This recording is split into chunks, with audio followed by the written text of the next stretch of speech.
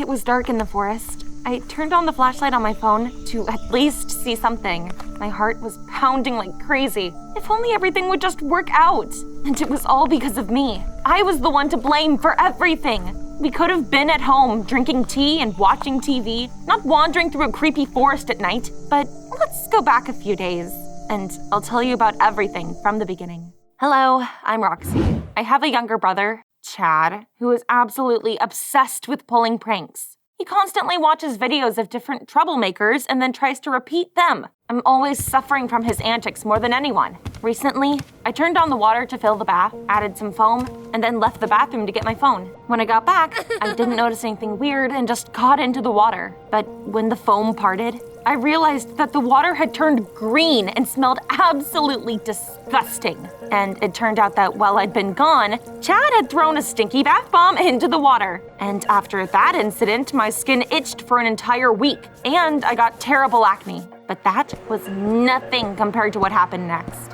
One day, I was coming home from school in a terrible mood, all because I had to break up with Mike. That cheater had dumped me to date Miranda, my friend. We'd been friends since childhood, and she even lived next door to me. It really seemed like the day couldn't get any worse. How wrong I was.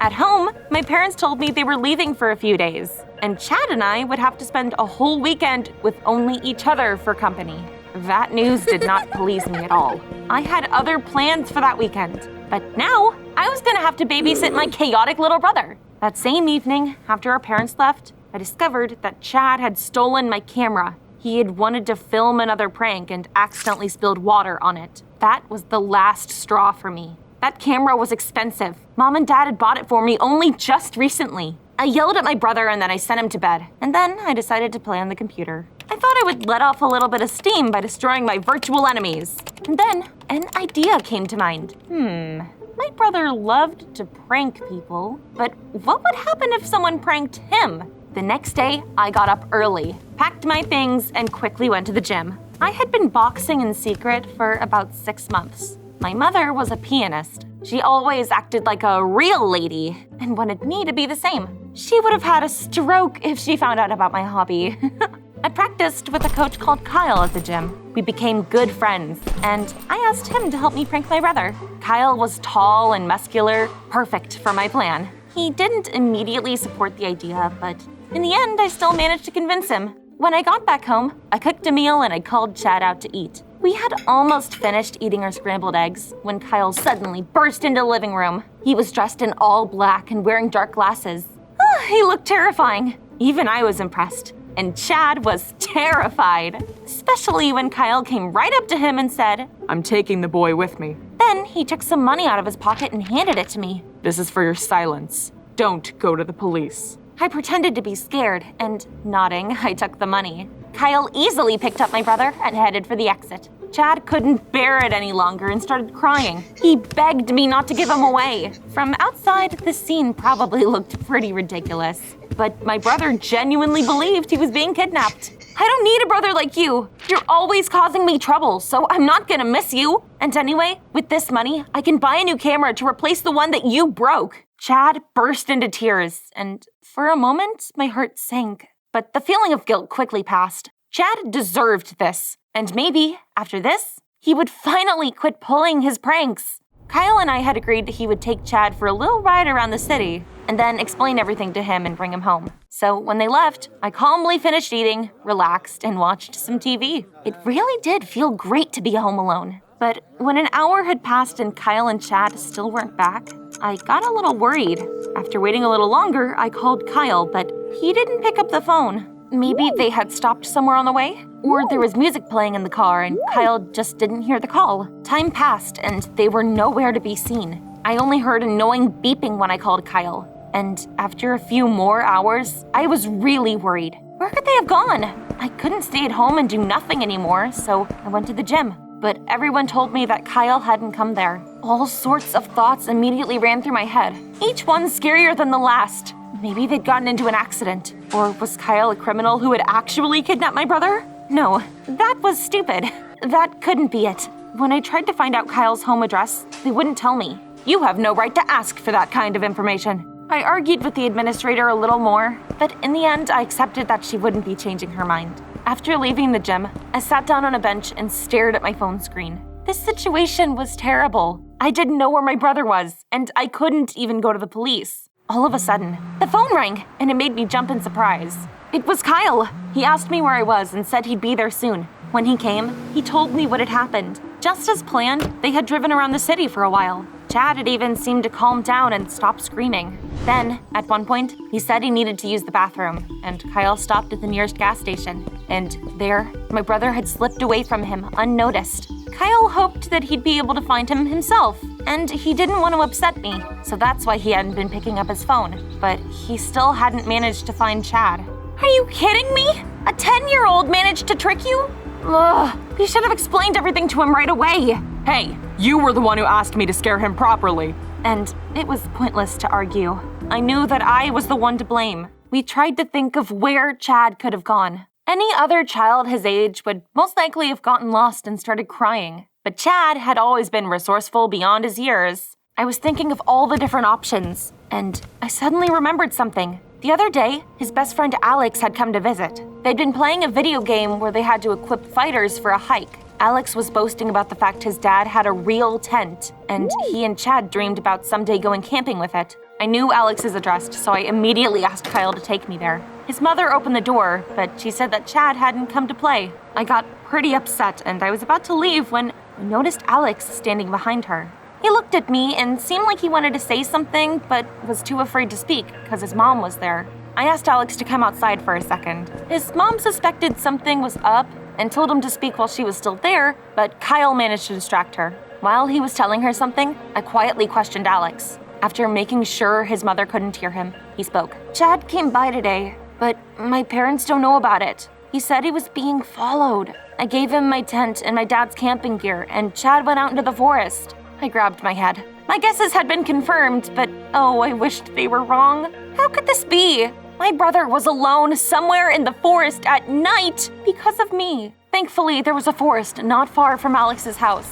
My friends and I used to have picnics there, but we never went too far because it was easy to get lost in it. Most likely, Chad had gone in there, and I decided to follow him. Kyle volunteered to come with me. I wanted to look for my brother myself first, and then contact the police if I couldn't find him. So, we left the car near the forest and went on foot. It was dark in the forest. I turned on the flashlight to my phone to at least see something. My heart was pounding like crazy. If only everything would just work out. It was all because of me. I was the one to blame for everything. We could have been sitting at home, drinking tea and watching TV, not wandering through a creepy forest at night. I wanted to cry, but I knew I had to get a grip on myself.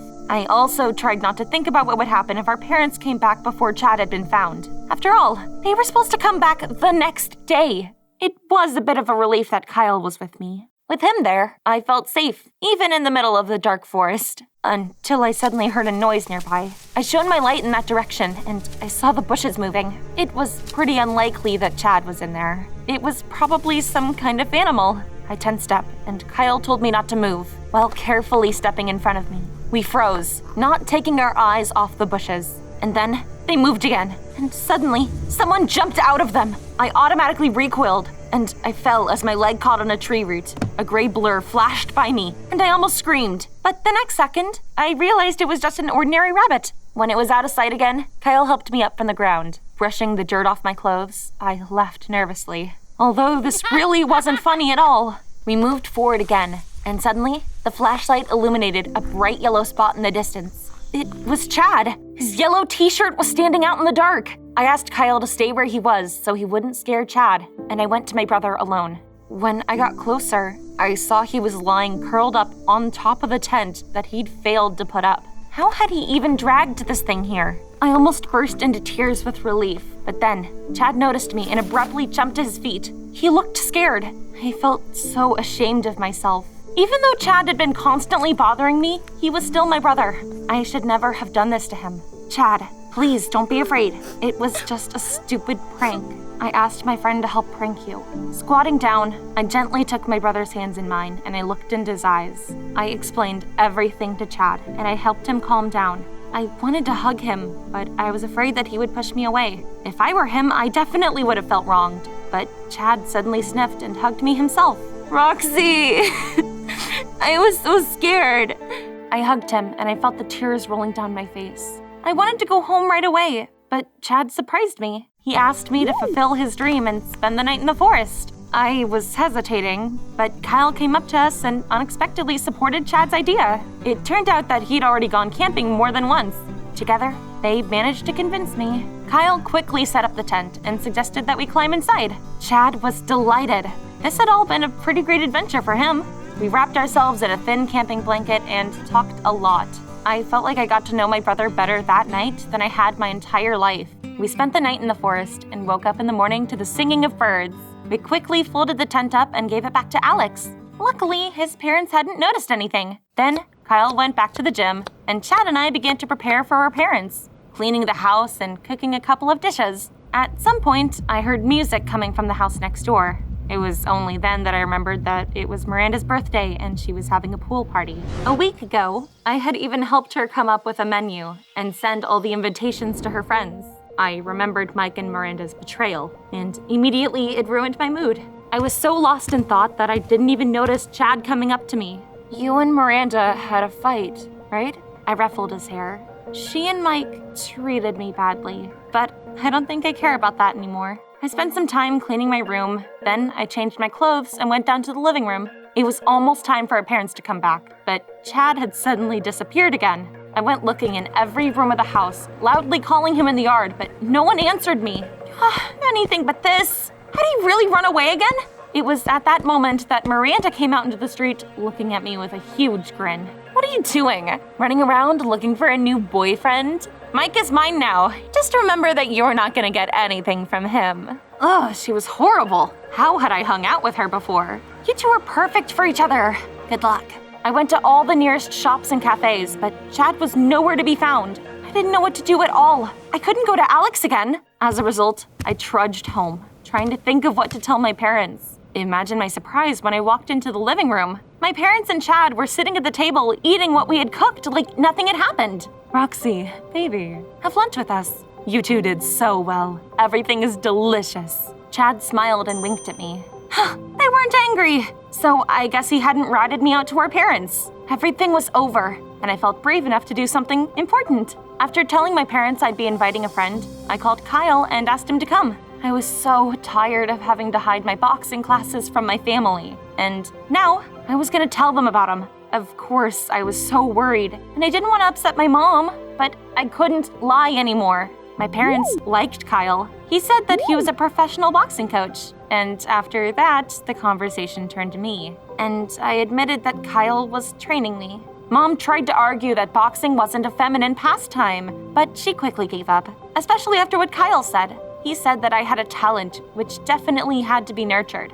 I never would have thought that everything could be so simple. I couldn't believe it, but my parents supported me. And when Kyle and I went out into the yard after dinner, we saw something interesting. Miranda's guests had crowded around the pool, in which the water had turned green. They were wincing and covering their noses. And that's when I realized where my brother had been. He had decided to teach Miranda a lesson and ruined her pool with his smelly bath bombs. When Miranda and Mike noticed Kyle and I, they froze with their mouths open. Obviously, they hadn't expected to see me with another guy. Soon, I took my camera to be repaired, and I gave it to Chad as a gift. My brother was delighted, and our relationship finally improved. I realized that even the most expensive things weren't worth losing your loved ones. Do you have younger brothers or sisters? Tell us in the comments down below if you get along or not. If you're watching this, you've already breached the SCP Foundation protocols. Stay where you are. The cleanup team is on the way. In the meantime, you can watch stories of the people who were lucky enough to encounter the most anomalous SCP objects. When the Foundation staff arrives, you will be treated by Class A amnestics and you won't recall anything. This record will self-destruct in 3, 2, 1.